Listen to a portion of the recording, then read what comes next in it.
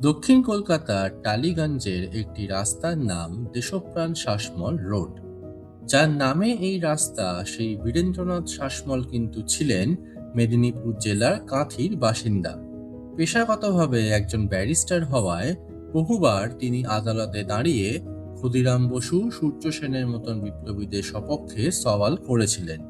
1919 সালে যখন ব্রিটিশ সরকার Bengal village self government act চালু করে, তখন এর প্রতিবাদে শ্রী শাসমল পায়ে জুতো পরা বন্ধ করে দেন।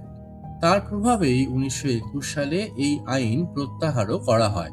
তার এই দেশাত্মবোধকে সম্মান জানিয়ে সাধারণ মানুষ তাকে দেশপ্রাণ উপাধিতে ভূষিত করে এবং তার নামেই দীঘা রেলপথের একটি স্টেশনেরও নাম দেশপ্রাণ।